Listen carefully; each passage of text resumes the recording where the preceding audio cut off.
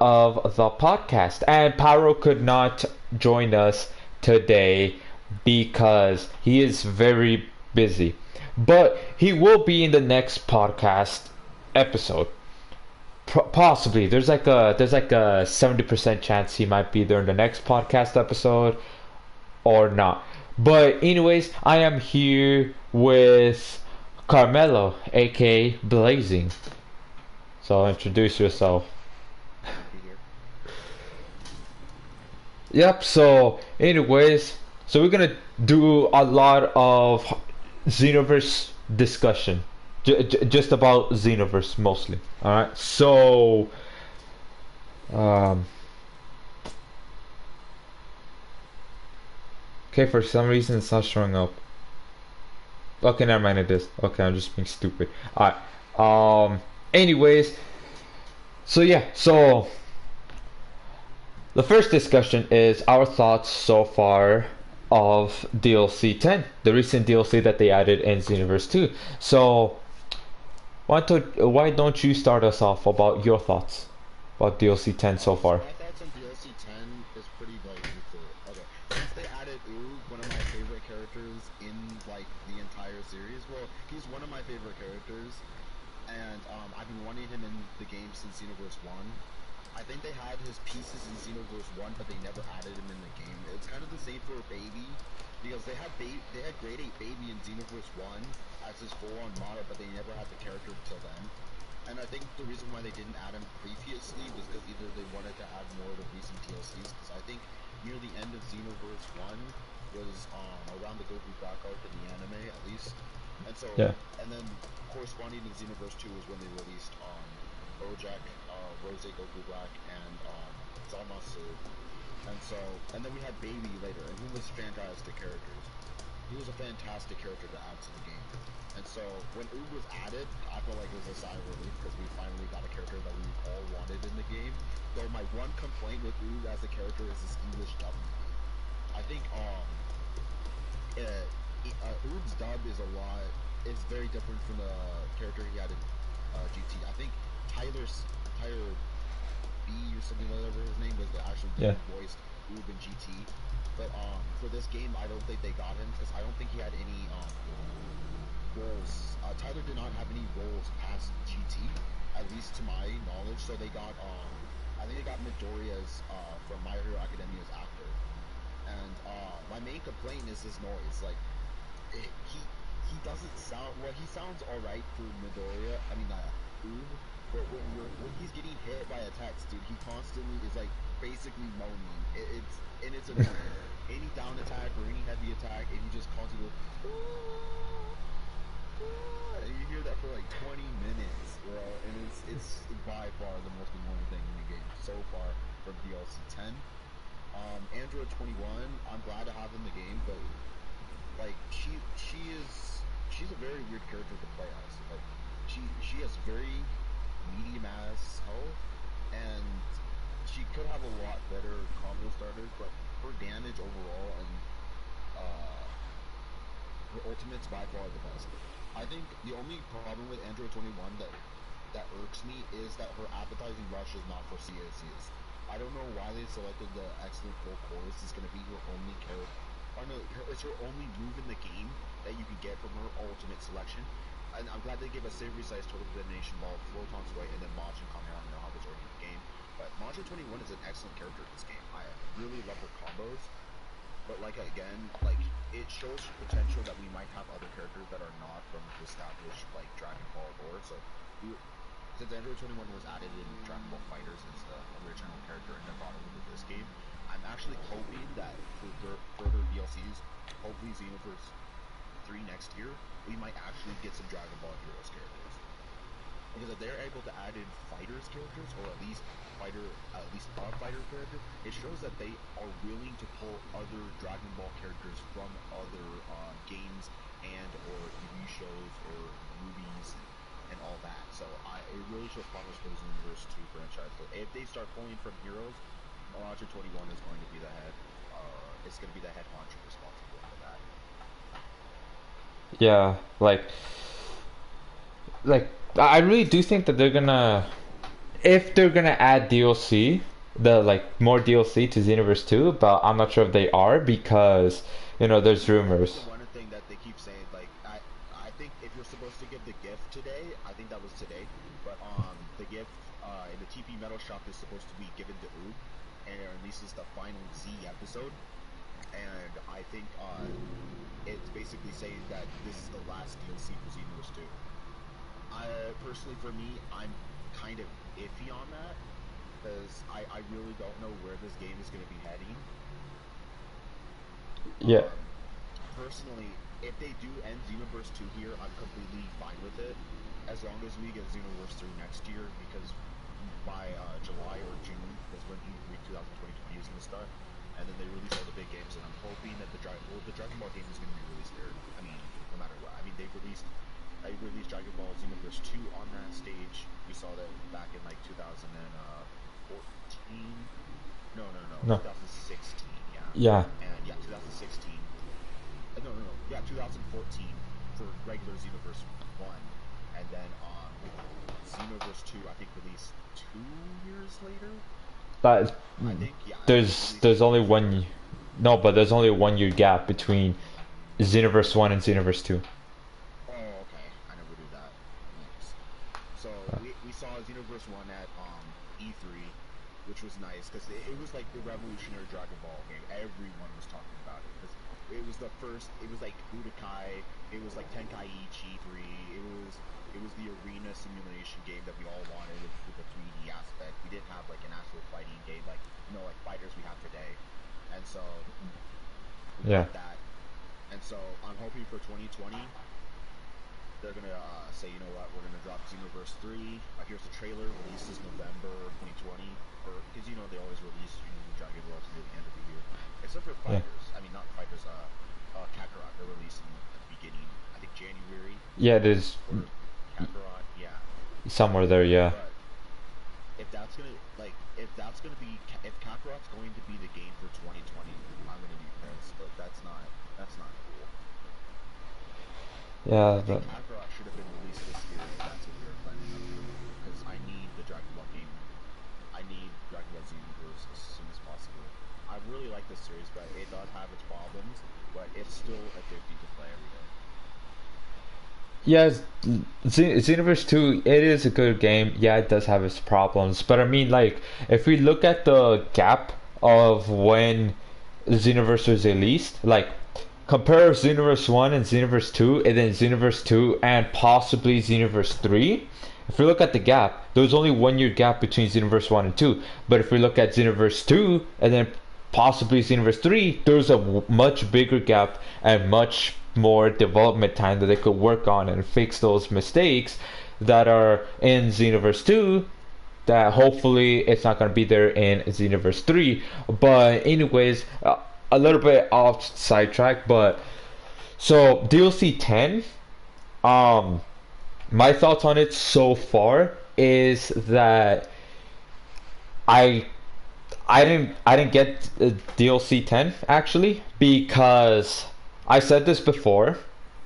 Two things that they should have done. One, add an awoken skill to Android 21 and announce a third character, release a third character with that DLC. And they did not do either one of those. Did none of those. So I didn't get DLC 10. But from what I've seen so far is Android 21's moves seems like different than other DLC characters in a sense, especially her charged ki blast. Her charged ki blast is much different. Kind of like how Ribrianne had her own charged ki blast. Yeah, so does Android 21. Android 21, well, if you haven't seen gameplay yet of her in Xenoverse 2, basically her charged ki blast is just doing a bunch of kicks. And her kicks, when she does it, it makes like a key slash. That makes sense. A key slash, and it just has multiple of those, sending towards your opponent, which is interesting. But I don't understand why Bandai or Dims, whoever's in charge of releasing DLC, I don't know why it's Dims. Okay, yeah, Dims. I don't know why they didn't add an awoken skill to 121. Like, why? I think that is lazy. that they did not do that at all. Like, why couldn't you just release an awoken skill? Yeah, you could have the same moves, doesn't matter. Just have an awoken skill, but they didn't do that. Why? Who knows why? I just think that this is my opinion, is that they're lazy and they don't want to do the work on it, especially since Xenoverse is already a 3-year old game and it's about to be a 4-year old game because it's December right now and it's almost the year 2020. But now Majub, yeah, he's a good character. I don't think he really needed a transformation. Like, we didn't really see him transform at all in Well, GT. he doesn't have a transformation. He absorbs Majin Buu into his body to become Maju. That's his transformation. He becomes exponentially more powerful. That's the version that we got in this game, Maju. So he's at his full power. So he's got everything. He's got Majin. He's got Majin regenerative powers. Well, none of that's implemented in the game, but he's still at his most powerful form. Yeah, so kind of like Kefla, which they didn't put base for. Full power. She's at Super Saiyan, but they never added her Super Saiyan 2. Oh yeah. Oh then okay, look at Broly then. Dragon Ball Super Broly. Broly's That got one. the power, yeah. Yeah. But then So it's exactly like that. it's the fact that was the whole reason what I mentioned earlier was that if you add the transformation, because for the Broly problem for this game is that people want Fury and they want base, and that's kind of the same thing with Android 21. Had they added her as a separate character or Majin 21, there would be people asking, "Where's the Android 21? Like, why can't we play as her?" And I mean, if they did add it as a transformation, I'd be glad, but then I also have to ask them, like, why can't we have a transformation for Majins for this DLC? I mean, this is a Majin-centric DLC for Oob and Android 21, since they're, I'm not sure about the whole story for Android 21. I haven't really delved too much into fighters, but I do know Oob is the reincarnation of Boo, or Kid Boo, and, so he's super powerful and is a direct descendant. So he got the Majin powers, but I'm really surprised they didn't add any transformations or something better for Majins, because Majins are definitely the weakest race in this game, except for females, which I put probably number 2 slot, maybe even 3 after Saiyans. Especially with the amount of buffs that they've been giving Saiyans as recently with all the new transformation buffs that they just gave with DLC 10. Literally buffing already the most powerful transformation in the game, Super Saiyan Blue Evolution, giving it not only a 10 plus defense buff, but they're also boosting how much ki you absorb, or how much you get from simply attacking or taking damage, while nerfing Golden. I don't know why they did that. Yeah. That's on Dimps. Personally, I don't know why. I don't know what Dimps is doing half the time, because they offer no communication to their community and just output DLC. I think it's the same thing with Jump Force, which they also manage. So they're both doing Jump Force and they're doing Xenoverse 2, and I'm frankly surprised that they can't manage both of these games. From what I've heard, I'm not sure whether this is true or not, but it takes them at least 4 to 6 months to create a whole model and moves for an entire character. That's why we get one at the beginning of the year and then one at the end. We usually get one at least February. Or well, no, not February. We usually get one around March, and then one near the end of the year, December. That's usually how these things go. But personally, I feel like the DLC has done a great job for Android 21. I know we differ on this, but I really do think that Android 21 is an excellent character, even if they couldn't have added her Majin form, which I am pissed about, because I know that Android 21 doesn't actually fight in her Android form. She fights in her 21 form, or her Majin form, I should say, to be more precise. But I really do think that the thing that's most important is the moves. It's also the fact that I think that they should add not only Topo, Dispo, and Jiren full power, even though Jiren full power would most likely be a cosmetic change of Jiren in the game, which I would be really pissed about if they did, because we saw how great Super Saiyan God Vegeta is in this game. Like, Super Saiyan God Vegeta, I would argue, is the best DLC character in the game. Like, the amount of care and absolute like damage potential combos, like he dwarfs everything. And then Android 21 is an excellent character. I only complain about her is that she doesn't have a charge move, but that's just me because I use charge moves. But her Majin Kamehameha does a lot more damage than normal, which I find surprising because she does a lot more damage in combos than I was expecting because she's not in her maximum, like I said. But then again, that's just my preference. What about you? Yeah, but well, I mean, yeah, I do think Android 21 is an excellent character as well, but what I'm getting at is that they keep giving those characters without them like being in the base forms or transforming or whatever's like, for example, Broly. Well, yeah, there will be a little bit of balancing issues with him going into his Fury form and then him going into his, full power form.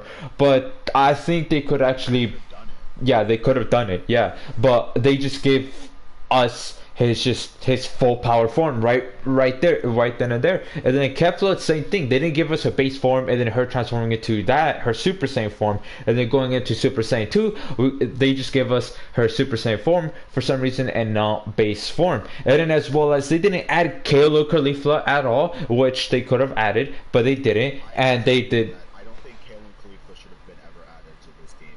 But Kefla is the most important character of the two. And while Kale is basically a Broly lookalike, and then Caulifla is basically going to be a reskin Kappa, knowing what Dims does with their DLCs. So I was like, you know what, I'd rather take Kefla anyway than what they were going to do if they had added Kale and Caulifla. Like, Kale and Caulifla, I would argue they would do the DLC 1 and 2 treatment, where they give them most of the moves that are already within the game, and then they give them one new super and then one new ultimate and call it a new character. I can already see the character, or like Kefla. I mean not Kefla's, Caulifla's red ball things that she throws at her opponents. That's probably the move, the super they would add.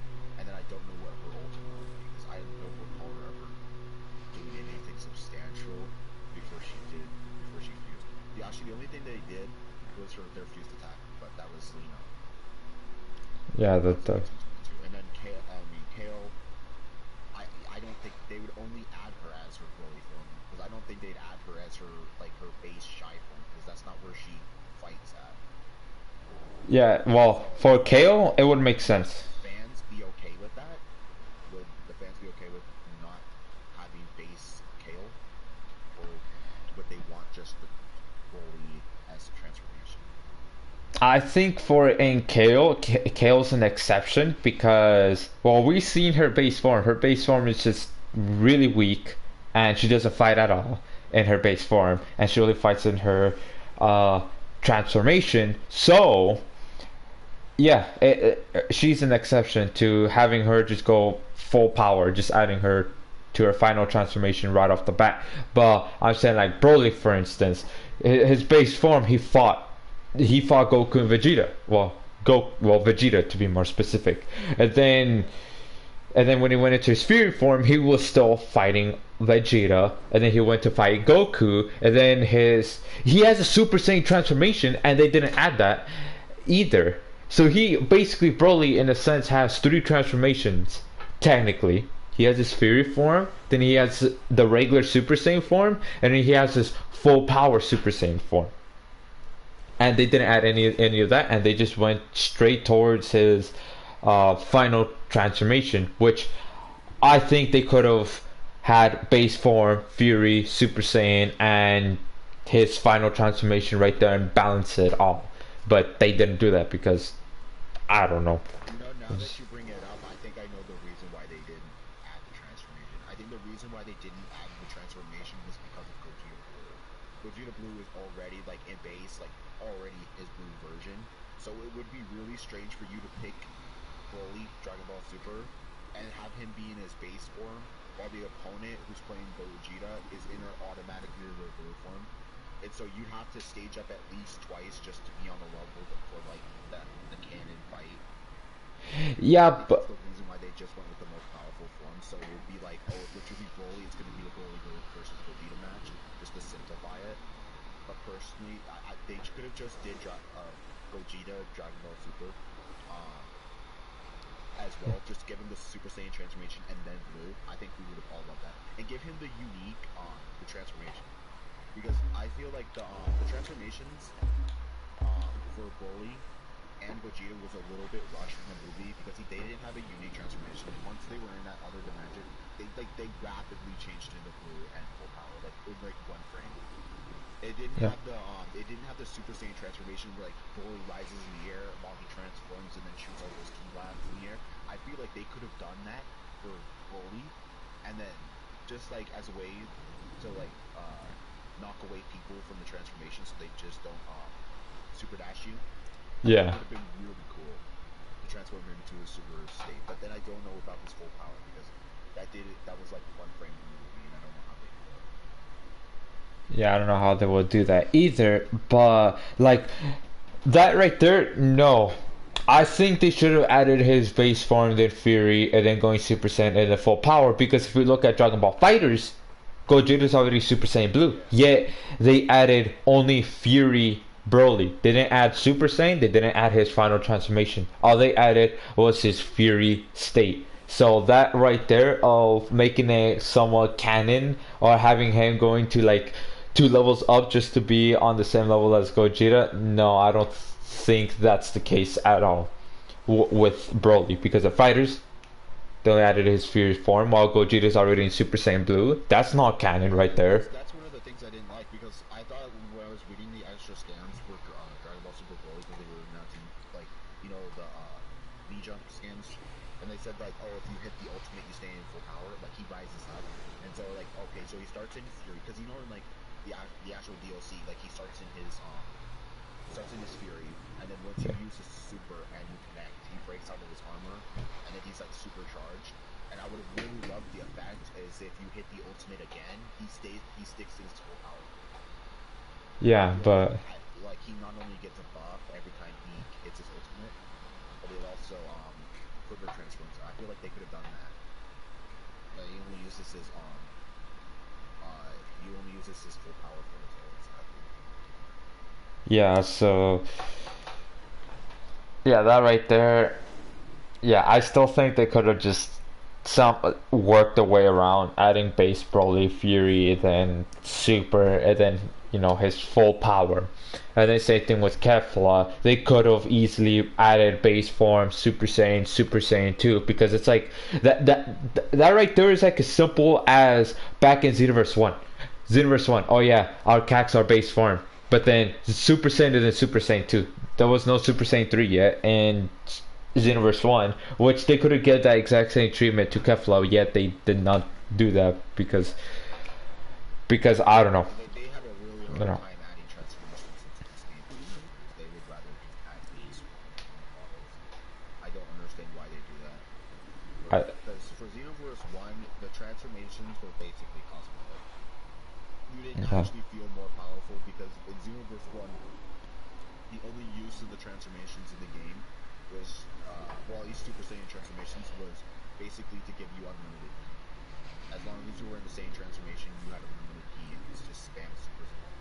That was basically what Super Saiyan was back in Xenoverse 1. And then they fixed it in Xenoverse 2 where it's an actual transformation, actual buffs, actual like stances to transform into it.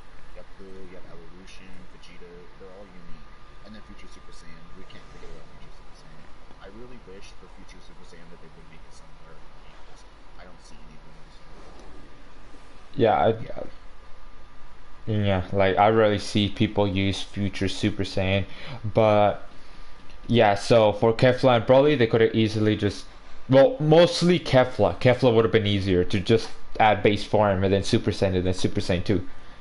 Yeah, Kefla would have been much easier than Broly, but I think they could have done Broly as well. So going back to the whole DLC of Android 21, they could have added her transformation, but they didn't.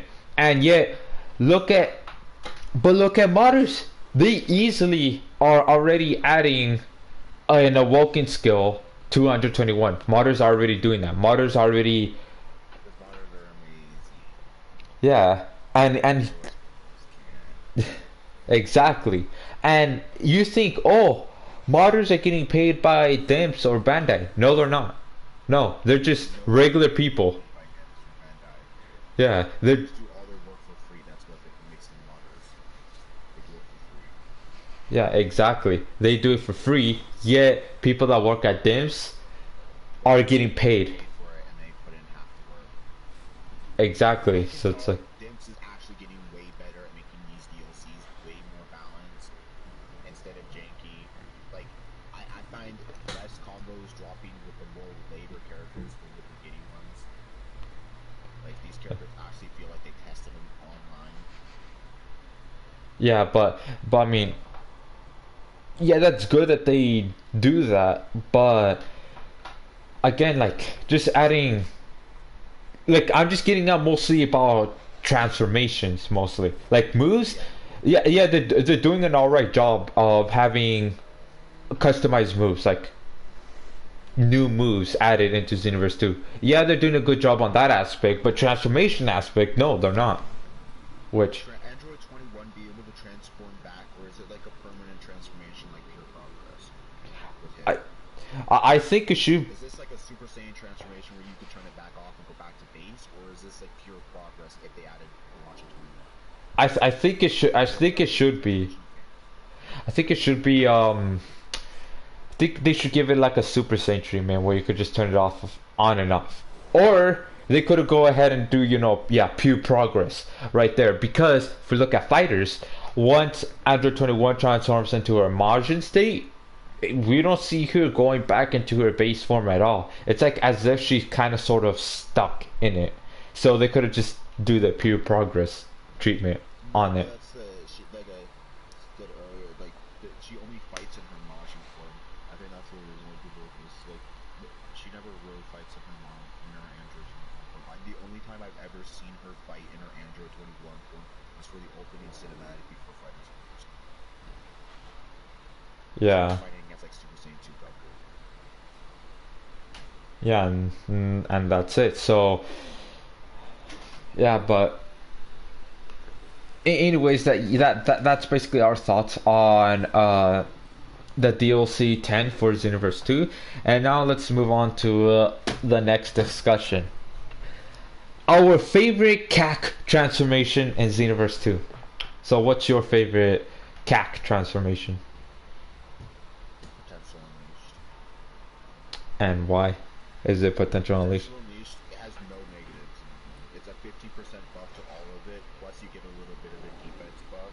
It's not like Evolution where you get key drain. It's literally, in my opinion, the best like stable transformation in the entire game. It's far superior to Super Saiyan 1 and Super Saiyan 2. Not Super Saiyan 3 and higher for like Blue and Evolution. But it doesn't have any negatives. You actually get more defense while you're in Potential Unleashed. And you have a 15% buff to not only your basic attacks, also your super attacks, and your key blasts. Like it's a freaking excellent transformation. Like this isn't Future Super Saiyan, which I can't even tell like what you're actually gaining through the transformation. Because Future Super Saiyan, by my logic, is probably the worst transformation in this game. I don't think anybody uses it for obvious reasons. Because it doesn't for Future Super Saiyan. I don't even know what it gives you. They say it you get more ki while using it, but that's so pointless. Like you gain ki so fast in this game with the proper Super Soul and or meditation that it's so pointless to have an actual transformation to be like, oh yeah, you get more ki while using this. Like, the key is pointless because once you have the key, you're gonna be spending it all on a stamina upgrade. You're not gonna be constantly getting ki unless you're the type of person where you're constantly using supers and you're constantly using your ki to use a base. Not your bases, but if you're constantly using your supers to deal damage to your opponent, then maybe you use Future Super Saiyan. But that's no reason to drop like at least like 10 to 50% extra damage that you could be using if you use like Super Saiyan 3 and or Blue, which I don't know why you wouldn't be using at this point because Blue is by far the easiest transformation you can get in there without losing anything memorable. Because you got not only the buff from Blue that enables you to regain stamina at a ridiculous rate, you also have like a 20% buff to ki, a a little bit. I think like maybe like 15, maybe like 16% or something like that to strike, Yeah. and then not only that, you're gaining key pretty fast. Like there's no downsides to blue besides the key drain. Now, evolution is a whole nother deal. You're not only losing key at a more quickly, way more quickly, but you're gaining stamina ridiculously fast. Like you're gaining your full stamina like at least 5 seconds off the ground. It's crazy. But I wouldn't use evolution for a few reasons. To really why you have to either have an entire build centered around keeping and maintaining blue evolution, and then evolution itself is kind of wanky at times because sometimes if the transformation or if you're not using like a right then let's begin the experiment or my personal favorite time to take a nap, you're going to be running out of key very quickly, and then you won't be able to activate any of the supers that you saved for when you the stamina. What about you? Yeah, well, for me, like, my favorite transformation in Xenoverse 2 is Super Saiyan, but you know, going up to Super Saiyan 3. Super Saiyan 3. Basically, it coincides to what my favorite transformation of all time in Dragon Ball is, which is Super Saiyan 3, because I just like one, I really like how it looks. That, and two, okay, for Xenoverse 2, why? It's because when your character just stands up like that, like when he goes into Super Saiyan 3 transformations and it just stands still like that, it's like it's showing him or her, well, whatever gender that you use your character, but it shows them like, oh yeah, this stance is kind of like alpha. We're alpha, kind of deal right there, and it just looks badass. Then just standing like that. And yeah, and no other transformation really does that, like having your character do be in a different stance. Like, well, mostly Saint transformations. I would say mostly Saint transformations because when you go golden, your character actually does a different stance. It does like the Frieza stance. Like it goes switches between a regular stance and then Frieza stance. So that's why I'm saying like golden, that's an exception. Same thing with giant, but I mean in giant, oh yeah, that is a different stance as well. Your character kind of just, you know, has his fists up like that and just standing kind of still, hunched down a little bit. But when it comes to Saiyan transformations, Super Saiyan 3 is the one that has a different stance though. So that's why it's my favorite transformation in Xenoverse 2, even though it gives some buffs, but not as much buffs like Super Saiyan Blue, Super Saiyan Blue Evolution, or any other types of transformations. But I just like it just because of that, how it looks, as well as having your character going to like an alpha type stance. But yeah. Yeah, they got I like the cool stance. I like it. Yeah, like some modders. For three for me, I really like the stance and all, like you said. But not to harp on you a bit, I really love the transformations, but I feel like they did the transformations so dirty in this game. And the reason why is stat-wise, it's excellent. Like, it is by far, like, the best Super Saiyan mode. They clearly made it the best Super Saiyan mode for a reason. But one of the negatives that you get through Super Saiyan 3 is the fact that you get, like, little to no key drain, and your stamina is stunted while you're in on. Like, you're getting no key, and you're getting no stamina when you're on the ground. So it's like an all-out, which I like. Like, when you're in Super Saiyan 3, you're going all out, and their opponent knows that, so they're more cautious and they use up more of their stamina. And it's a really great form to pressure your opponent. I think it's a great one. But personally, I think the negatives that they have in the match could really stunts my use of using it. I usually go up for Super Saiyan 2 at least, and then bump it up to 3 if I'm at least on my last one. Well, yeah, but I mean, I just use Super Saiyan 3 just right then and there if I have enough key to use it. But I mean, like stamina regain, it's still there, but it's yeah, it is pretty slow. But I mean, it's still there. Slow, in my opinion. But I mean, I could look over that though. Well, that's for me. But anyways, now our next discussion is: will there be a Xenoverse 3? So what do you think? Yes, there will be. They'd be stupid not to. Xenoverse 2 is the highest selling Dragon Ball game of all time. The Xenoverse 2 outdoors fighters like by at least a good like 10 or 15 million copies. This makes fighters look like a child in terms of sales. This thing is a monster. It is a profit machine. They would be stupid not to add a Xenoverse 3. I mean, look at most of the people bought the DLCs. Most of the people have kept up with this game. People keep saying, "Oh no, this game is dead," or "Oh no, people still play this game." Yes, people still freaking play this game. You can find lobbies within seconds in this game. You can find lobbies within minutes sometimes. It really matters what day it is. But this game is far from dead. And I hate people saying that, "Oh my god, this game is dead."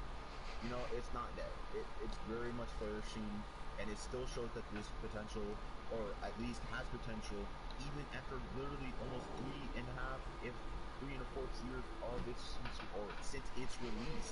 Like, this game is 3 years old at this point, and this game is still going strong with its player base. Not as much as the beginning, because you can't expect that, but it's still up there. Like, you're still finding matches creating relatively easy. This isn't Black Clover Quarter Quartets. You're not going to find a match every freaking 30 minutes.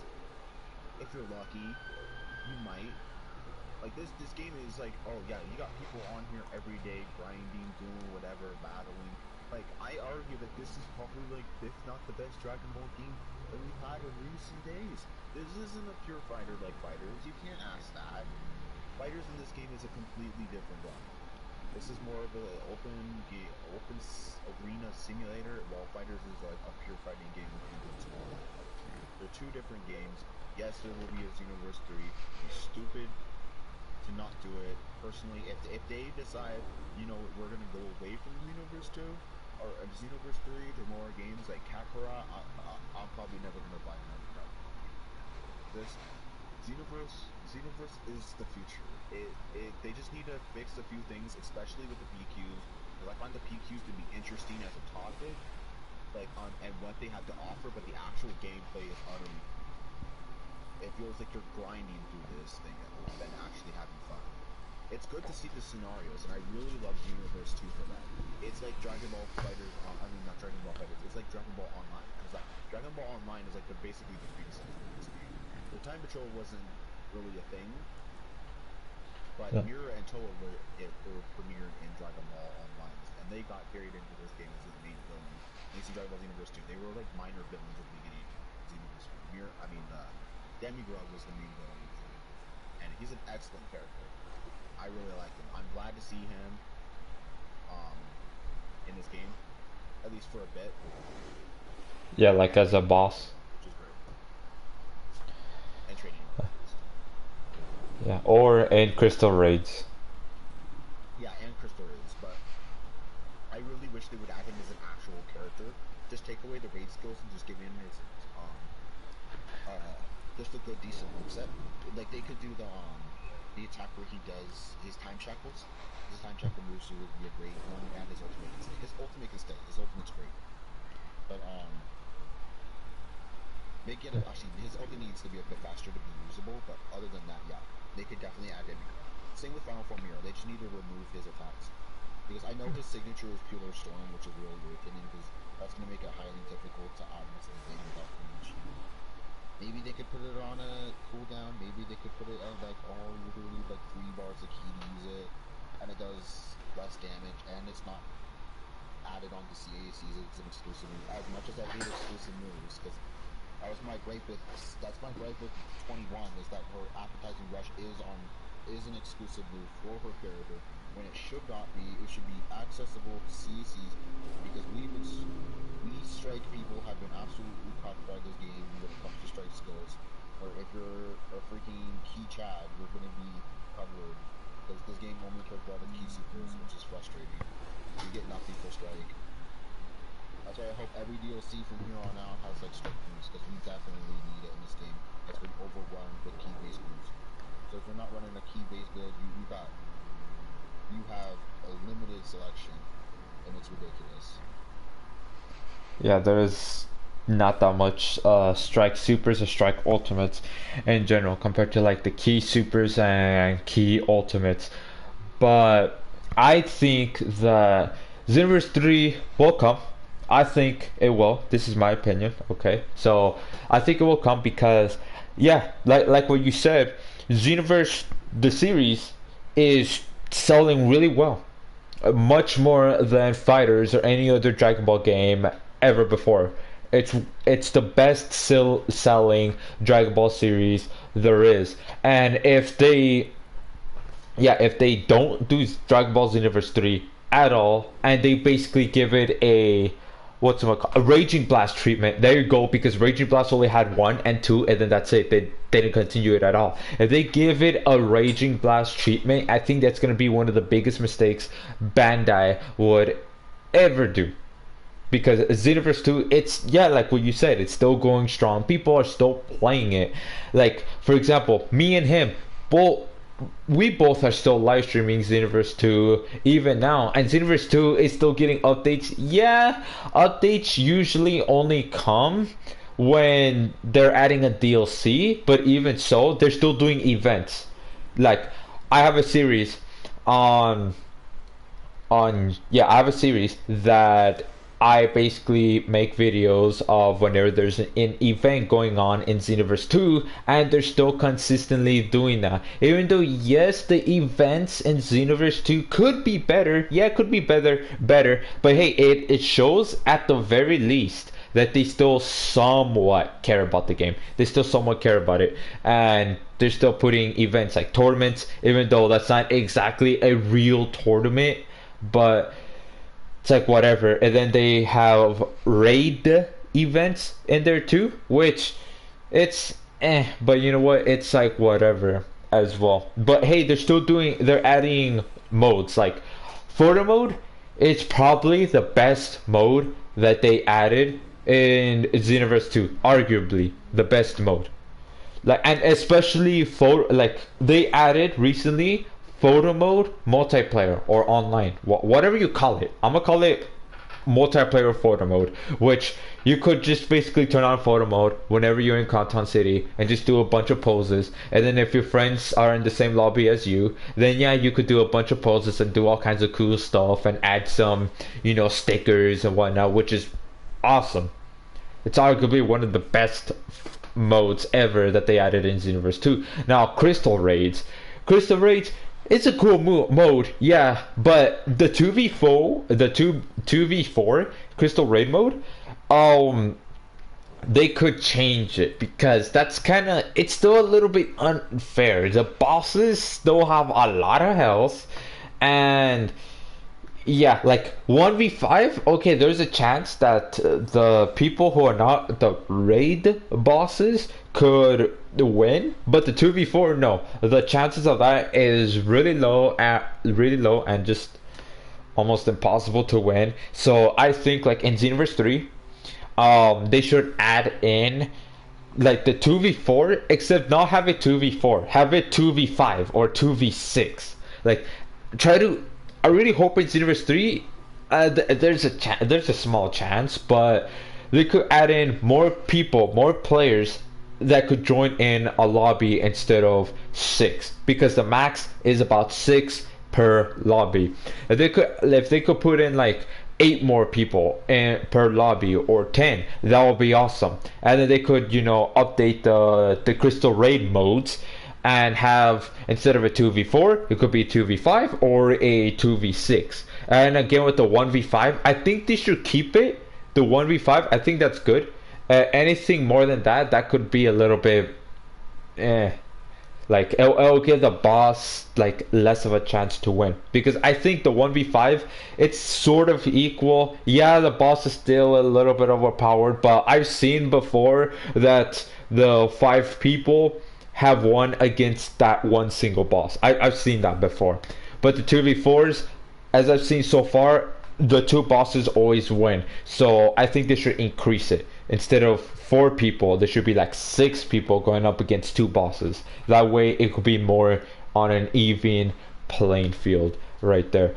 But yeah, so that's the discussion right there of, if there will be a Xenoverse 3. We both think that there will be a Xenoverse 3. So now the next one is, what other transformation they should add in future Xenoverse games.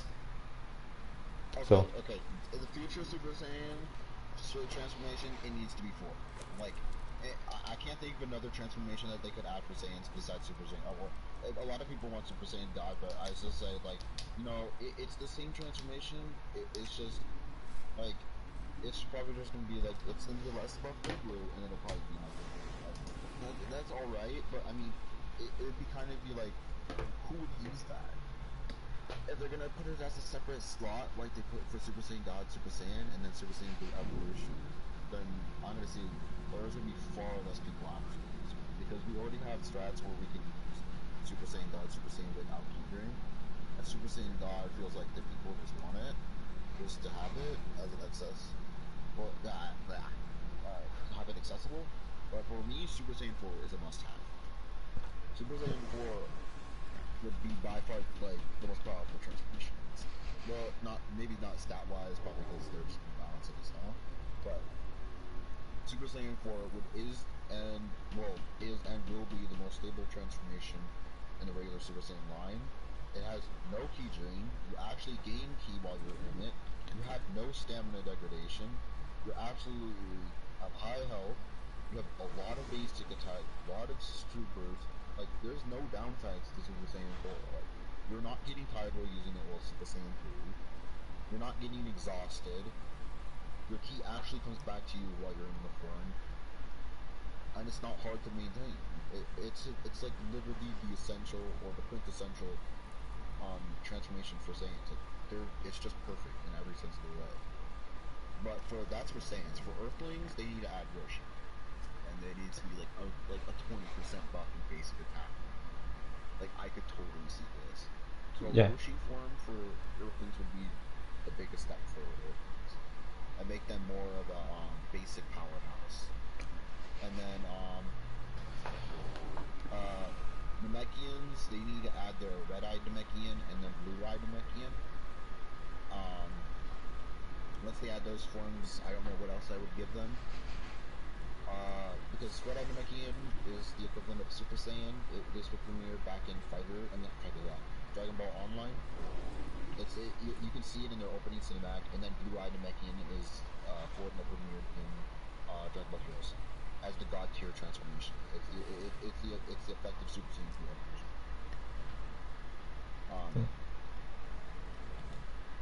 And then Frieza Race, I know, okay, so Frieza Race is a bit complicated because I hear people saying that they want the previous transformations 1, 2, 3, and 4, but I don't think they ever would add them. This, like, they skip 2 and 3 for Frieza in this game for a reason, because the models look quite janky, like, they're really big. Personally, to add that for Frieza's would be incredibly difficult. Like, we're talking about millions of CACs, all with the same transformations for Frieza. This isn't like Cooler or Frost. I mean, I would love to have the 3rd tier Xenomorph transformation. That would be super cool. But like, we already start off in our final form, like, and then we go to Golden. We already had our God tier transformation since the beginning of Dragon Ball Xenoverse 2. And it was just like, had they added like Golden later, this might have actually been way more hyped than what would have happened if they had just added the mini transformations, because they would either have had to start people off in the first form, so like the base Frieza form with the horns on the side of the head, and then you work your way up through the transformations, and then they would eventually reach Golden at the end of the game's line. I could have seen them do that, but they added Golden because it was basically that transformation. As to why they added Golden and not directly in the game, I would never know. Like, Golden and Super Saiyan 3 are not equivalent, but yeah, in the game they were supposed to be the class tier transformations you get. I don't know why. And then, Boo is very complicated because people want, oh, I want the super boo transformation, but like super boo is more of a product of like absorbing people. I guess absorption would be the get there because I was thinking absorption would work along the lines of absorbing the stat changes from the transformation along with a permanent boost to a transformation that you already have. So for example, purification um, would evolve into absorption. So let's just say if you use absorb, you gain not only the stats, but you get the degradation. So let's just say that you're facing against the Saiyan that's using Super Saiyan Blue. You absorb the Super Saiyan Blue stats, but you don't have Beekeeper. That would be an excellent transformation for quote unquote absorption for Martians. It allows them to boost their stats at like no cost. So if you're facing against a Martian, you're like, oh, well, I guess I can't use transformation. And that would be really nice. It would be a way of like, oh my god, these Martians are actually dangerous because they can get like, I don't want to use my strongest transformation. I don't want to use my evolution. I don't want to use my Super Saiyan 3. I don't want to use my blue transformation because they're just going to absorb the stat buffs. They're going to put out ridiculous amount of damage, and they're going to kick your ass. And then I think that's all the races, yeah. Yeah, I think that's all of them. Yeah. Alright, yeah. So that's my thoughts for what transformations they could add in Xenoverse 3 or future transformations they could add. And yeah, I do agree with most of them. Like I still think that they should add Super Saiyan God, but they should have Super Saiyan God, then Super Saiyan Blue, and then Super Saiyan Blue Evolution. Have the line of that, like that. I think they should do that instead of having, oh, once they're at Super Saiyan God, it's just gonna be its own type of transformation and nothing else. No, I think they should have Super Saiyan God and then put on top of Super Saiyan Blue and then on top of that Super Saiyan Blue Evolution right there. So it could have like its own God line, because you know how Super Saiyan, it has its own line. Super Saiyan 3, Yeah. the Super Saiyan 1 to 3. But the only problem with that, and the reason why I see them doing it separate, is because it is so micromanaging to have your key at the perfect line for 3, 4, and 5 to be able to transform into this transformation you actually want. And you can't always control the battle the way you want. So if you're wanting to get into Super Saiyan 2 rather than 3, you have to literally have 4 bars of key, and you have to somehow keep that while battling the same person. And you have to keep it at 4 rounds of key. So, really, you get stepped up to 3 and you don't even want it, or else you're gonna have to transform early, get perfect while stamina broken, while you keep the transformation, but you're taking a crap ton of damage. And I think that's the reason why they do more of the individual transformations, so you don't have that problem where you have to micromanage your key to be on the perfect key block, so you can get the transformation you want. So for God, I would think would be I guess a 4.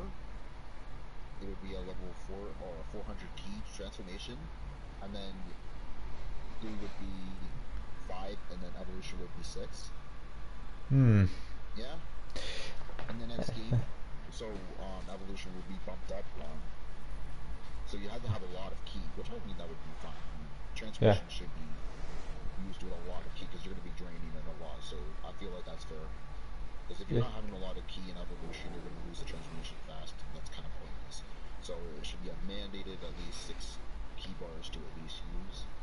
And then if they are going to do the sequential transformation like techniques, like you see like with other modders where they put like the Super Saiyan all, Yeah. that's the exact problem with the game. Is that like how are you supposed to get Super Saiyan as a transformation in the game when you're literally getting key that quickly?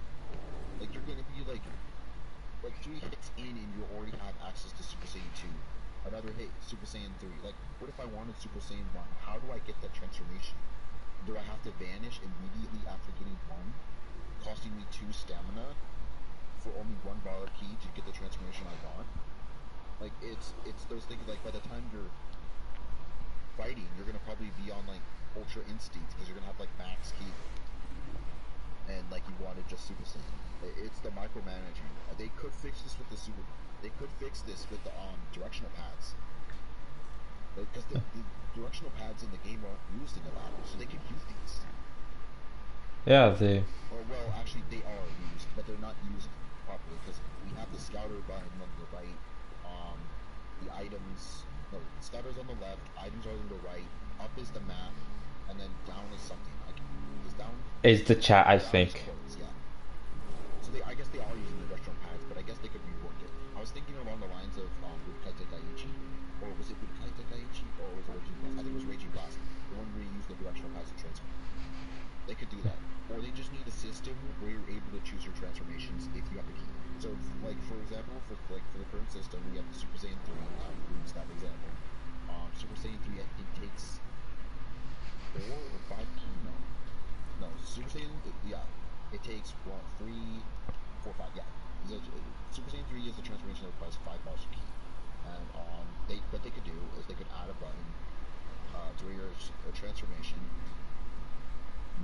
Just do L2 circle, and then maybe try circle, and if you press it twice, it's Super Saiyan circle and triangle Super Saiyan 2, and then circle and square or something like that, and then Super Saiyan 3. I don't know how it would work, but they would have to find a system where you're able to choose the transformation you want, and if they have to do that, then they can do Super Saiyan on. Or they can just, like, it would work. It would just be fine. I think everyone would be happy with that system. Yeah, I think so too. But I mean, I think they should have still add that for Super Saiyan God, in a sense. Just have Super Saiyan God, Super Saiyan Blue, then Super Saiyan Blue Evolution. But so for Majin transformations, the absorption, that right there, I'm not sure about that because that might sound a little bit too overpowered if there's no like if they absorb the It's stats. the lowest class game in the entire game so far. I'd say the Majin should need to step up in the terms of the transformations because purification is by far the biggest disappointment in this game. You gain no ki. Well, they did a rework, but you originally lost stamina while you were in it for no reason at all. I think they think that purification is somehow completely overpowered when it's just a transformation into blue with at least like CAC stats, but that's nothing. That is nothing because they override your stats. But they could, I mean, they override your moves. Purification would have been a ridiculous transformation if you were able to use your moves that you were originally using. Now that would be something. But they didn't do that. They just reworked all the moves that you had into Kid Buu moves and then basically threw you out and be like, you know what, here you go, battle in this. Like, that's not. And the buff was a potential unleashed. If you ever saw the key for purification, you would instantly tell that this is the key they use for potential unleashed. So it's a Kid Buu transformation plus potential unleashed plus no stamina gained because it wasn't transformation, which you originally lost stamina, but they patched it where you gain no stamina. Which that's the problem with the purification technique is stamina. Nobody uses it because you don't gain any stamina. It is purification is a really good transformation. You can literally dodge bolts with your guard button. That's how good it is. It's just you don't gain any stamina. So with the moment you press the evasive button or the moment you de-vanish, you just lost that stamina permanently. Unless you transform back, which you're not going to want to because that takes time and most likely put ultra pressure on you. Especially in high tier matches, especially in ranks, you don't have that kind of luxury to be able to fully control your transformations like that, or you're gonna be punished. Also, purification takes quite a while to activate, but purification, they just need to fix it. They need to make it so you gain ki, I mean stamina, and then the transformations fix. It's that simple. A lot of people would use purification if you were able to gain stamina. That's it. That is all that remarshals mean. So absorption being on the modules would be excellent in my opinion. I'm not Yeah. sure about but males definitely need it. Like they need something like that to boost their stats because they're so slow and they do so little damage compared to the other races that it's kind of pathetic. They need something to put them and say, hey, I'm an actual race that exists within the game. I've not seen a person play a male model in ages, and if they do play a male model, they usually choose the small low height, low weight, so they can have maximum speed. But at that cost, they cost them all their damage. Like, there's no way to effectively use male Majin in this game without being insanely punished, because their racial skill, for some unknown reason, is also the biggest negative in the game. Oh yeah, if my stamina is low, I take, like, if not 3 times to 4 times the amount of damage that any other race would have. It's ridiculous. I thought I think they were on the lines like, okay, male Martians are going to have a lot of health. Okay, the objective is for the player is to reduce the amount of stamina that a male Martian has so they can take extra damage so they can win. But it doesn't actually work like that in a match. In the match, the moment a male Martian is at low stamina, you die from a simple ult. This is like Ultra Instinct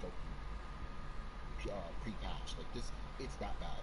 Nobody uses male Martian for that reason. Like not even that, but also male Martian is extremely hard to use because it has very short reach on the stats on its beginning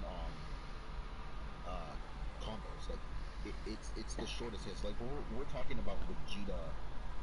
We're talking about Vegeta arm length bad. Like this, it's bad. Damn, even though they have stretchy, like, even though they have stretchy arms.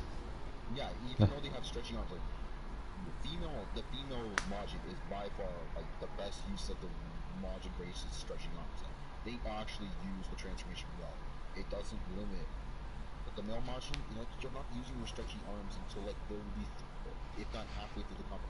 Like you do the little kick, you're walking up to them, like you're walking up to them doing damage. Then you're rapid punching, and then you're swinging around your arms, then you're hitting them with your belly, and then you're slapping them down. Like, and it's just like it's the randomest stuff that a male Martian should not have. Like, it's extra stuff that does not need to be on a male Martian preset. A male Martian preset should have long, stretchy arms, ridiculously ranged. Like we need Namekian range. Like that's what I'm talking. That like Namekian starting range where they're throwing their arms about to get that range. That's what male Martians need to be good. That's what Martians need to be good. Because I think Martians have the most potential because they have a lot of health. They can do decent damage. They have a good transformation if they fixed it. Like they have all the necessary parts. It's just that Dams keep screwing them over and over, and it sucks. Like I want to use my Shazam, bro, but I can't because I'm gonna get bodied the moment my stamina goes low. Ugh, it sucks. Well, Fuck male Majin. No, fuck the Majin race in general. If a transformation, like absorption, needs to happen before people actually use it, I say go for it because they've not been used in Xenoverse 1 practically at all. If we can get people to use it, even if they're only in there for the wrong reasons, because they just want to use the awoken skill, we're gonna let them.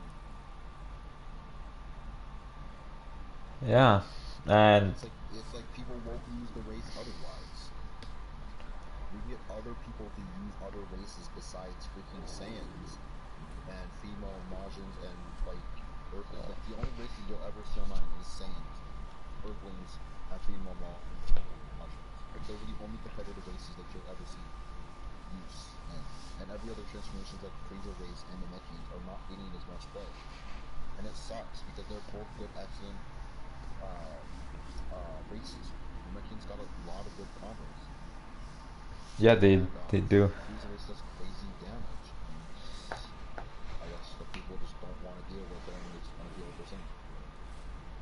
Like Saiyans have the most transformations, but I mean it makes sense because the show is focused around a Saiyan, which is Goku. But what doesn't make sense is why Dempsey is giving all the cater to Saiyans. I get they have more transformations, but they've given nothing for the other races. They've given 2 Saiyan transformations in this game so far. Yeah, For no reason. they're like future Super Saiyan, like and Super Vegeta. They just outright gave that. Like Super Saiyan, and then the chain Super Saiyan 2 and 3. Okay, yeah, whatever. Yeah, and then Super Saiyan Blue. Well, yeah, okay, like to be equal to that of the golden transformation because the golden transformation is supposed to be like the god transformation for the Frieza race. And so adding Super Saiyan Blue, okay, yeah, that's good. And it's a Super Saiyan Blue evolution, like, alright, I mean, yeah, that's cool, but I mean, I don't know, what's a little bit Evolution out there. should have been was another buff to any other race. It could have been for the Frieza, it could have been for the Namekians, it could have been for the Saiyans. It just needed to be something that is not for Saiyan. You Yeah. can't just give them That's- both 2 transformations in the game. Like you guys have literally given them the tools to be able to use the most overpowered, or should I say, the most DPS this entire game has to offer. All the other races feel like they're stunted because they don't have access to that high DPS. They don't have access to the now 10% buff that Unicorn. Potential Unleashed, and that's freaking boring. Potential Unleashed is like that stable transformation that every race can use, but they don't have a race that's good. It's the reason why you're going to be using Potential Unleashed if you're a Majin. You're not going to be using Purification. You're not going to be. You're going to be using Potential Unleashed like all the other races that don't have good transformations, like Earthlings, like Earthlings in general, like Majins, like Namekians, and I guess now Freezer is. Yeah, because So I guess we're all going to be stunted with the freaking 5-bar Potential Unleashed, or it would be good in this game. While Saiyans get a roll free with their high tier transformation that everyone would love to have. yeah, so like the Earthlings, yeah, they should add that Roshi buff mode, you know, that big muscle buff mode. Yeah, like I do agree with that. The Namekians, yeah, because I mean they haven't really showcased any other transformations for Namekians other than those. And then and then the Freezer race will. I mean, I don't know because they really give the Freezer race right off the bat the strongest transformation out there, unless Literally, that was the problem I said like earlier. yeah. They already gave the strongest transformation that they have right now. Like the only thing that they could do right now is that they want to like to give the enhanced version, like the perfect golden, but it's like that's not even really a transformation or like Frieza's own thing. Where he was too wild, I guess. Not too wild, but he was just like stupid with his own transformation, decided to go with it. But still, and it's Yeah. like it's kind of yes, that's kind of the reason why I'm starting to use this one applies to Golden Form as well. It's just like if they're gonna give a transformation, everyone wants the 1, 2, and 3, but that's so pointless. No, it's probably it's one of the reasons why I feel like God is not a good transformation to add, is because it feels like we're going backwards. People like to go forwards. Like if they had added God, people would be asking for Super Saiyan God, Super Saiyan. But had they been added Super Saiyan God, Super Saiyan, people want God, and it's the fact that why would the developers spend time for a transformation nobody will use?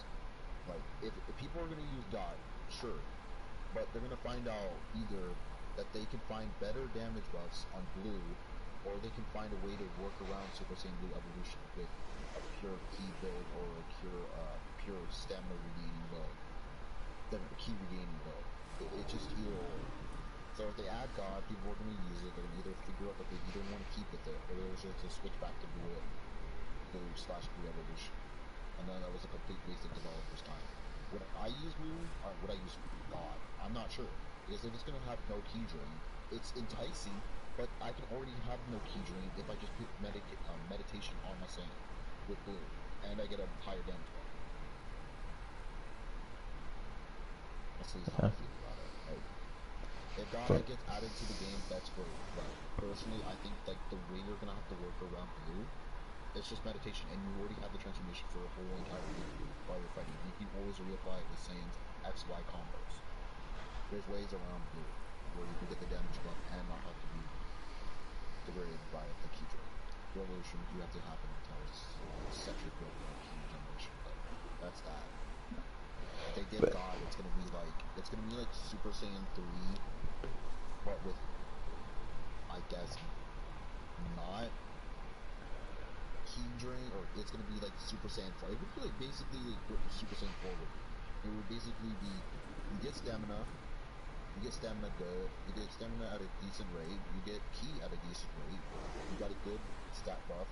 It's just good all around. Like, there's no negatives. I think that's what God. Now, is that a good transformation? God would be great. God would be great for this game if they add something that makes it completely unique and something that makes it stand out from Blue. That's not just a damage buff.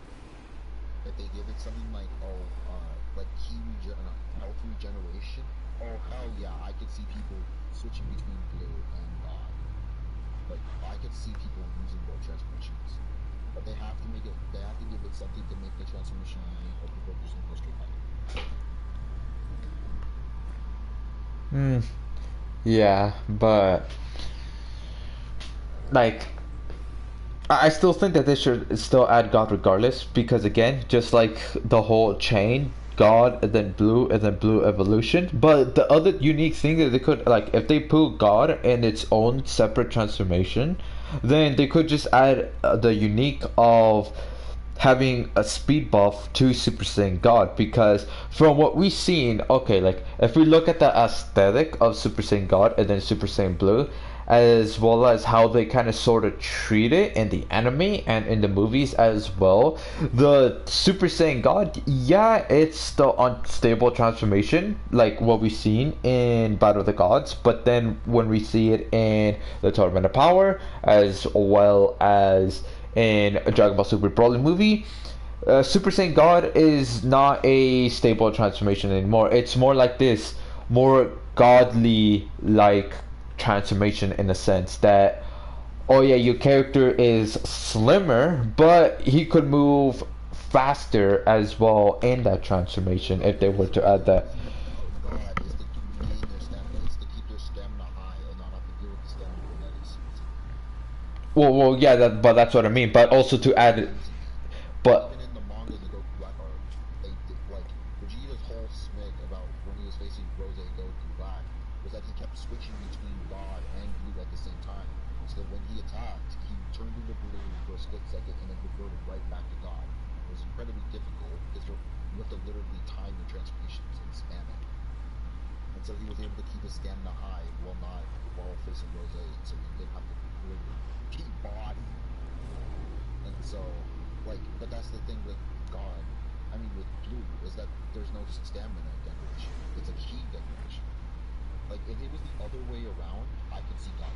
But it's not. It's keys before you go over your key and you use it in this transformation. If anything, it should be stamina. But that would basically make it weird because people would not use the transformation because you're losing stamina, which means it's quicker for you to die. Kind of like the same way when you die ridiculously quick while you're using giant hand, the reason why monsters are not abundant stamina. Stamina is everything for transformation. If you touch it, it loses its usefulness. So they do it with ki.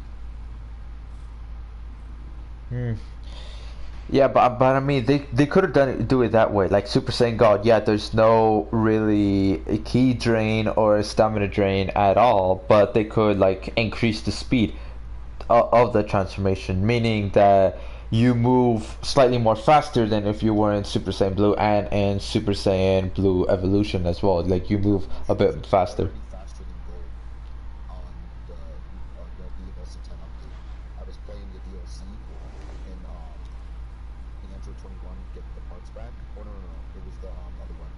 The Android, no, it was the part where you're playing as Android 13. So I find Goku. Yeah, we were doing on Archipelago and we found out that Blue Evolution is way faster than Gold, and I don't know how they did it. But you are not able to catch up. You are not able to catch up in Gold to Blue Evolution. It's the most frustrating thing ever. Wow. Well, I don't know. I mean, like they could have do it like that with Super Saiyan God, I guess, if they make it as a standalone transformation. But yeah, I mean, they could like somehow work around adding Super Saiyan God in there if it's its own standalone transformation. But if they add it to like how they do it from Super Saiyan 1 through 3 and then Super Saiyan God through Super Saiyan Blue Evolution, then yeah, that I could see that could work as well. And that, as in for, yeah, the Frieza race, I mean, I don't know what other transformations they could add unless a Frieza or any other Frieza race type character and Dragon Ball Super, they suddenly go a transformation above Golden in the show. If they do that, then yeah, I guess I could see another transformation adding to the Frieza race. That's basically pretty much every single race. If one race, like one character from that certain race, unlocks a new transformation, then most likely, like 9 out of 10, then they're gonna add that to the Xenoverse games as well. Like again, like Vegeta, he went Super Saiyan Blue Evolution. Okay, well, All right then. Yeah, add Super Saiyan Blue Evolution to Saiyan CACs right then and there. Now Ultra Instinct is a little bit different, a little bit weird. It's not, yeah, because he's Like, the cheese rolls with him. yeah, like I don't know if I've they. thought and pondered on it. Like, I would love Ultra Instinct in this game, but Ultra Instinct in this game is just asking and waiting to be abused. Because people don't know how to actually game themselves and actually play legit and will do anything it takes to win. Like most players. Like there's a competitive aspect where you're playing because you want to win, and then there's just being absolutely ridiculously cheap. There's a difference. I know there's a difference, but it's. And I Ultra don't. Instinct is like asking and waiting to cheese. Like you've already seen what they do. Like you've seen Lilith with Ultra Instinct. Like it's ridiculous. Like you can't hit him because he plays so cheese with Ultra Instinct that even if you're able to get a hit, Ultra Instinct dodges the attack, and it saves him an entire bar of stamina. Yeah, but I mean, they could. I don't know. Like, I think they can, but they have to do like some hard balancing with that, like some really hard balancing, and then adding in like let's say pure progress. I mean, there could be potential that they could add it to all like all races. Like, there needs to be a transformation where they could add it to all races. Like potential unleash. All right, yeah, Ultra that's. Instinct. Wait, what? Well, like for all races, you could add Ultra Instinct to all races. Yeah. Yeah, but of course they need to do some like hard balancing with that. But like if they don't add, like let's say this, like let's say for example they said in an interview that they're not gonna add Ultra Instinct whatsoever because it's gonna be way too complicated, way too hard to add for all transformations, for all races. Let's say that. Let's say in this scenario they say that and they're never gonna add Ultra Instinct at all as a transformation for CACs. Let's say that. Okay, then what is the next one? What is the next one that they could add for all races besides Ultra Instinct? Maybe Pure Progress, that could be one thing that they could add for all races. But then, what else? There's not really much there to add for all races besides Ultra Instinct or Pure Progress. There's not much there because the Dragon Ball Show, they keep focusing on mostly Saiyans and Saiyan transformations. Like, they could add a buttload of more Saiyan transformations if they really want to. Like False Super Saiyan, they could easily add that from the Lord Slug movie. False Super Saiyan when you can have the real deal. Well, yeah, but I'm just saying like compared to adding transformations for races and then comparing that to Saiyans, they could add a buttload. Like literally, they could add so much more to the Saiyans. Like they could add in that Broly transformation. How they're gonna balance it, I don't know, but they could easily add that. And I don't know how they're gonna balance that. I think, and they like for Pure Progress, I feel like the only races that should be able to use it is Mechans because Piccolo commented like on it, like because that's how the race evolves is like just like absorbing people and then just like fast speed up push. He's like, oh my gosh, this isn't like this is like combat abilities to the max. Like this dude is evolving as like he's like I'm not sure whether who's stronger, probably Broly in the case because he's ridiculous. He was like he fought God for like 30 seconds and he was like, oh yeah, I'm better than that. Like, kicking Vegeta God, I'm like, wow. Yeah, like So I think if they're gonna add like a legendary Super Saiyan or full power Super Saiyan, which I one? mean, aren't they technically the same thing, like just different names, though, in a sense? No, that full power Super Saiyan is full power Super Saiyan is like it's just Super Saiyan like to the max, and then legendary Super Saiyan is like its own transformation. Like it's a thing. Oh, far away. Like Kale's transformation is legendary Super Saiyan. Broly's is full power Super Saiyan. Well, okay. It's bringing Super Saiyan to like the utmost max. Well, legendary Super Saiyan is like the big one where I can't control my own power, and if I have to constantly use Ki because I gain it so quickly, or else I die. Like that's the type of transformation that Super Saiyan is. Okay, but like Chaos, they call her transformation Super Saiyan Berserk though. They call her transformation that. Super Saiyan Berserk is a completely different transformation. Sorry, my bad. Yeah, so then there's yeah, but like if we Super Saiyan Berserk is a completely different transformation. Electrical Super Saiyan. yeah. That's the least. Yeah, but it's so weird like those transformations like they look pretty much the same. They give like pretty much the same thing like in terms of appearance. Oh yeah, you become really tall, you become super buff and you go like all crazy and whatnot. Crazy with power. Like that's Broly's transformation, Dragon Ball Z. Dragon Ball Super Broly transformation as well as Kale's transformation. But the only difference is I guess the showcase a bit, which is a little bit different between those three. But at the same time, though it's still kind of the same thing in the sense of nature. Like when they transform into that, they kind of just lose control, and they kind of just yeah, just lose control and become super buff, super tall, and much stronger as well. So it's that's the problems that I have with names. Like this is not a topic, but I've ranted about it before. But I want to hear your thoughts on this, Carmelo. I want to hear your thoughts, but first let me finish explaining everything, and then you tell me what you think of this. Okay, so the problems with Dragon Ball is their names of their transformations that they have, because the names, it's like, for example, right, Broly's transformation, that one, they give it three different names, right there. First it was Legendary Super Saiyan, and then they gave KO's a Broly type transformation, but then they call it Super Saiyan Berserk, and then now Dragon Ball Super Broly, they give him that kind of somewhat similar transformation, but then they call it Full Power Super Saiyan. It's like, why give those transformations? But they give it different names. Its entirety is that it has way too many transformations. They don't use it sparingly. The amount of in Dragon Ball Z, you got a transformation like once per arc, right? In like Dragon Ball Super, you're getting like 3 or 4 transformations per arc, and it's like Trunks gets his full power mode, Rose, Super Saiyan Blue Kaioken, or Zamasu's Divine Ki. It's like holy cow, Vegito Blue, like holy cow, like there needs to be some moderation. Well, Ultra Instinct, Full Power Jiren, Limits Broken Jiren, Super Saiyan Blue, Super Saiyan Blue Evolution.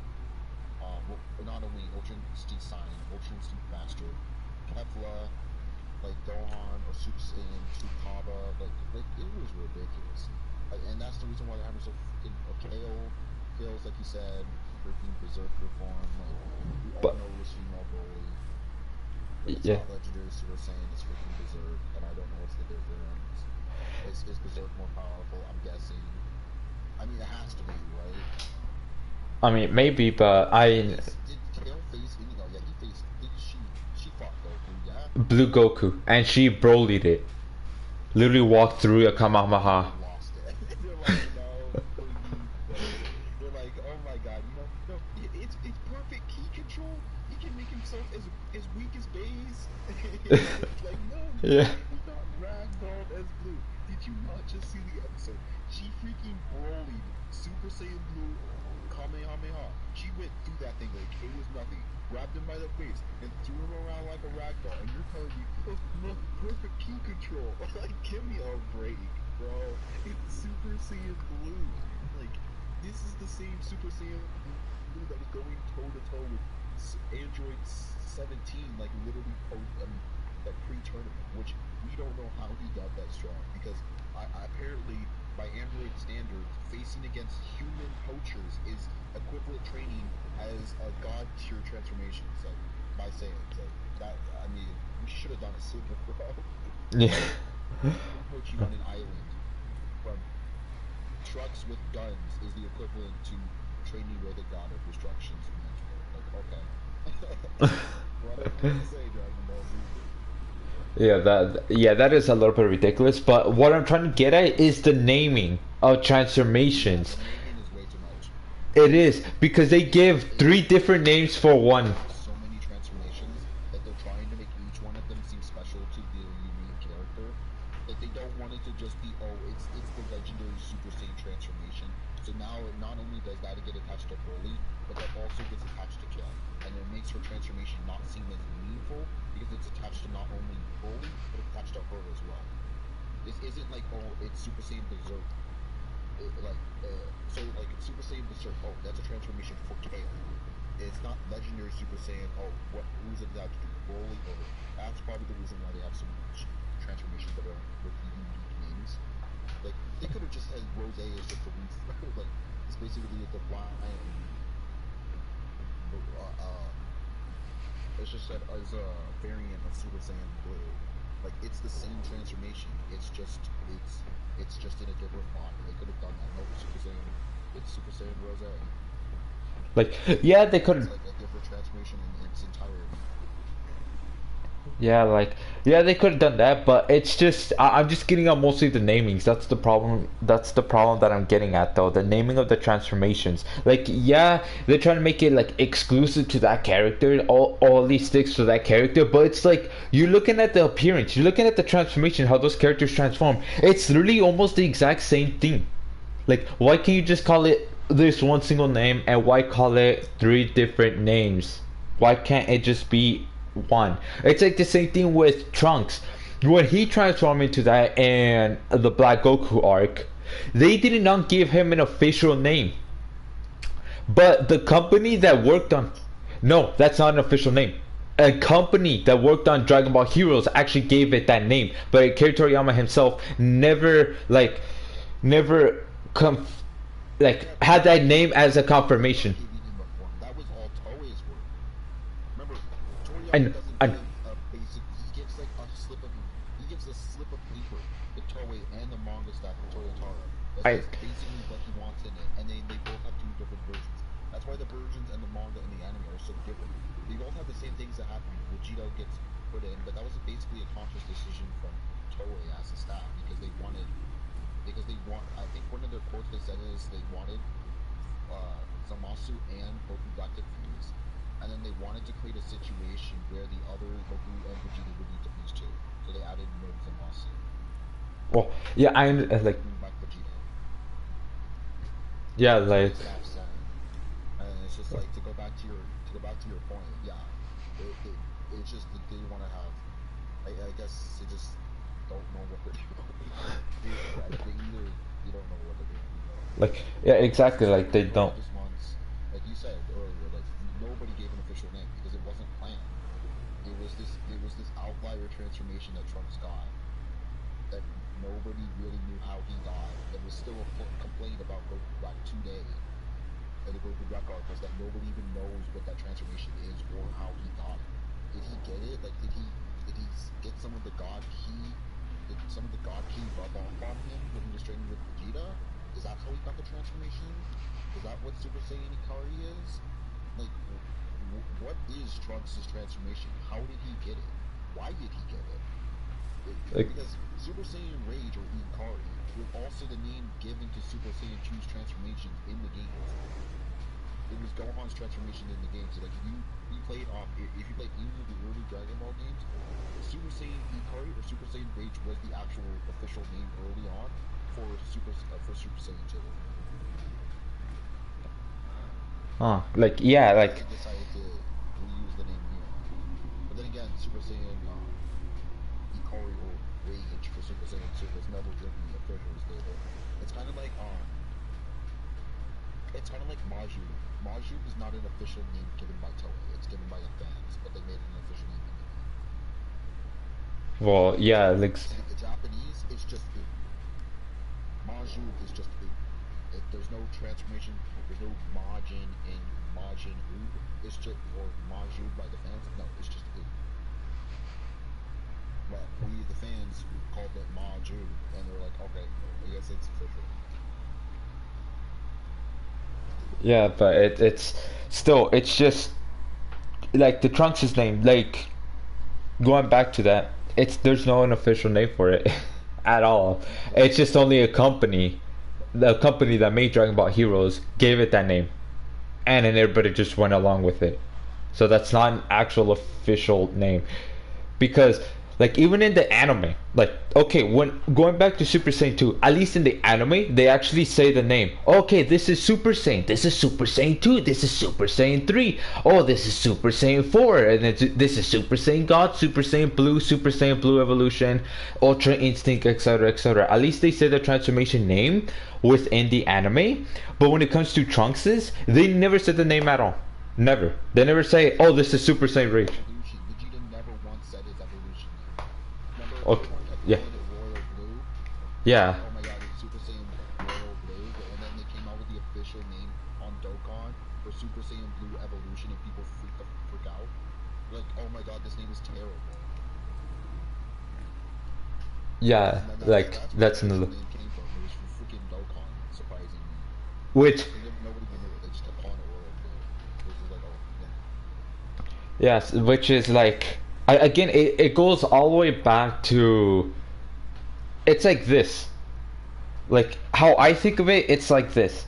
If they don't say it in the anime, or if Akira Toriyama himself doesn't say, "Hey, this is not the official," oh, this is the official name. If he does not say that, or if in the anime they did not call that transformation that, then I don't think that's really an official name until they say that in an anime, or until Akira Toriyama himself say, "Okay, yeah, that is the actual official name for that transformation." I can't trust Akira Toriyama. This is the same man that talked about S cells. Like, this is the same man who wanted to come up with the reason behind Saiyan transformations was because of S cells. Like, that. This is not the same Akira Toriyama as the one back then. No, Akira And Toriyama would not come up with something as retarded as S cells. well, yeah, it's because well, at this point, yeah, he's in these. What we're gonna do is have an explanation as to why Kale and Caulifla can go on par with Super Saiyan 2 Goku. It's They have way more S cells. The Universe 6 Saiyans have way more S cells than the Universe 7 Saiyans. That's why they get transformations so freaking quickly. No way, dude. No way. Come on, Akira Toriyama, you're better than that. yeah, it's like yeah, that's still right. There was a little bit of a BS explanation. Like no, like they went literally no training. At least for Kaba's case, oh yeah, it's only for a short time. But hey, at least he did train, even if it's a really short time. But hey, at least he trained compared to. He did train with Super Saiyan, because remember, they had literally the tournament like right after that. No, He like had no time to he was already doing other things after the Universe 6. He basically got the transformation pretty legit. I'll give it to him. He got it yeah, legit. He got angry. He got the transformation legit. And then they decided to go with the back team really garbage for Kale and Caulifla because they couldn't think of an actual transformation, or they couldn't actually think of a way for them to be angry that would legit give them the transformation, because it really, they did Kappa so dirty. They really did him so dirty. They could have made Kappa more outstanding than the number 6 arc. And they decided to just wait Kale and Caulifla because the moment they said it back in the manga, like the only reason that Kappa would ever have a chance against Caulifla is with Super Saiyan. And it's just like, oh my god, look, it shows just how powerful Caulifla is. But the moment she had Super Saiyan, I was just like, goodbye, Kappa as a character. Like, goodbye. Nobody cares about you. You're a completely waste of everyone's time. You lost your potential. These children, Super Saiyan 2 prodigies, right from the get-go. You broke your limits in the Trinity power just to get a transformation Caulifla had since day one. Congratulations, Kappa. You're a complete failure of a character with no potential. What a waste. Judas student could have got some like Trunks. Trunks could have kept in the timeline. Like Kaba as a character is a complete waste of potential. We dropped Kaba as a character the moment Super Saiyan 2 was in character. Or what should I say? Super Saiyan Berserk. Like you said, it's not legendary Super Saiyan. Too many names. Legendary Berserk. yeah, it's just like way too many transformations. yeah, for some of the transformations, yeah, which is just complete stupid. Like Kaba, yeah, he could have had a potential as well. Like since he was the first one to ever like represent Universe 6 Saiyans. First Saiyan in his entire universe to have achieved the Super Saiyan transformation, and then they threw him to the trash for female Super Saiyans. Yeah. They could have had literally all 3 of them on par with each other. Like, and then they evolve in the tournament, become stronger. Nope, nope, nope. They have Kalen Khalifa with ridiculously powered. Caulifla is already known is like ridiculously strong as the Super Saiyan 2. Oh my god, the Super Saiyan 2 is crazy strong. She's bodying people in the tournament. She's teaming up with Kale. They're doing freaking dual attacks. And Caulifla in the meantime only gets like literally an episode against like Brienne, and then it gets some random nobody in the tournament. No, fights Frieza for a bit. Gets completely bodied like he should be. Like some random doohickey on the freaking thing. Gets eliminated, breaks his limits. The Super Saiyan 2 gets eliminated, and the Super it's embarrassing. Kaba is a throwaway character. I don't want to see that. Yeah, I don't want to see him anywhere. Like he's a complete waste. I never want to see Kaba ever again. yeah, he is a waste. And then like Kalen Khalifa, oh my god, it's like Kaba, yeah, he got it legit. Kalen Khalifa, they did not get it legit at all whatsoever. Their transformations, it's literally an ass pull. They're the excuses that you get the pure fanboys out, like S cells, and the Super Saiyan, they're prodigies. Like Goku's a prodigy. He trained that. He got the transformation before we were here. Like he actually earned his transformation. He trained for years to get the Super Saiyan 2 transformation after Gohan, and he was dead. And then they just get it with the freaking flip of the die. Like give me a break, bro. Give me a freaking break. Yeah, they just basically make The time skips because they need to finish this within like 7 years before the 53rd World Tournament before it gets introduced. Like, good luck, bro. Like, how are you guys doing to come up and fix the ending? Because they said that they weren't going to change the ending. I don't know how to do that. Like, you can't come along the lines and saying that, oh my god, like, who was the strongest person? Or I've been waiting for Oob all this time. Like, yeah, freaking right, dude.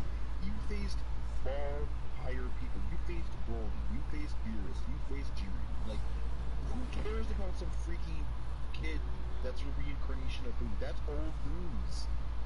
That's so old news. He's nowhere near your level, or is ever going to be near your level. Like, it's like Oob as a character also got destroyed because the whole point of him being like reincarnated was to say like, oh my god, dude, he's literally Goku's strongest enemy reincarnated. Like, this is a fight that he hated. No. Like, it's just like, who cares? Oob is never going to be as powerful as he could be. Or even if he is powerful, he's not going to be the rival Goku was looking for in Z. yeah, it's not. So like I think they should really change the ending. They really should. They're going to So have to. And it's yeah. stupid because Oob is such an important character to the ending. He takes him on as a student. The whole reason why he wanted a student was so he could become a rival because he wanted a rematch with Kid Buu because he didn't feel like he properly had a proper rematch because he had to keep switching in and out with freaking Vegeta just so he could figure out a way to tire out Buu, which never worked. Got bodied. He was just like, and then Vegeta gets his ass whipped, and I have to charge the Spirit Bomb now, and it's just like, okay, I hope to fight you again. This time as a good guy. Okay, this is the fight I've been waiting for. And it's just like, no, we've already fought Jiren, we fought Beerus, we fought Jiren, we fought Beerus, we fought Goku, we fought Fusamasu. It's just like no. Yes. Like no, like I don't know, like it like the anime has few problems, but anyways, that's gonna be it for the let's go and do our last topic now. So what will we do for Christmas? So what will you do for Christmas? Christmas? Yeah. Apparently I'm supposed to go to my grandma's. Celebrate it. Ooh. That should be fun. Well, alright. Well, me, I'm going to visit my mom and celebrate Christmas with my mom and my family members because they're like my family members are separate. They're like in different states, and my mom is in a different state. So I'm going over there with my mom and celebrate with her and my family that is over there in a different state. I'm not gonna say what state here in this live stream, okay? But yeah, so that's what basically. Don't get that wrong. I still love my grandma very much. But Yeah, family time is always irritating for me. yeah, it could be a little bit irritating, though. Yeah, like yeah, don't get it confused at all. Don't take it out of context, nothing like that. All right, but anyways, guys, this is gonna be it for the podcast. And again, Power Hinton didn't join because he was very busy. So I'm not gonna say it's guaranteed that he's gonna come in the next podcast. I'm not saying that at all. I'm gonna try my best to do a podcast episode again with him here, since he is also a co-host. I'm a host and he's a host of this podcast, and him not being here, it's kind of just like, whose podcast is it really? You know? So that's why I'm gonna try my best to have him be in the next podcast, even though he's very busy. But anyways, guys, that's gonna be all for today. If you enjoyed, make sure you smash the like button, subscribe if you're new. Also, go over there to Carmelo's Twitch because he live streams Dragon Ball Xenoverse 2. So make sure you go over there, give him a follow, turn on notifications so that you could go to his live streams. 98527. Yeah, which it's also going to be in the description. Yep, and it's also going to be in the description down below. His stuff, his Twitch, Twitter, Discord, all that stuff. And then mine as well. And of course, Power Hinton's. Yep. So, Dragon Ball Xenoverse 2 is there. Make sure you join. and mine too. But anyways, that's gonna be it. So, peace.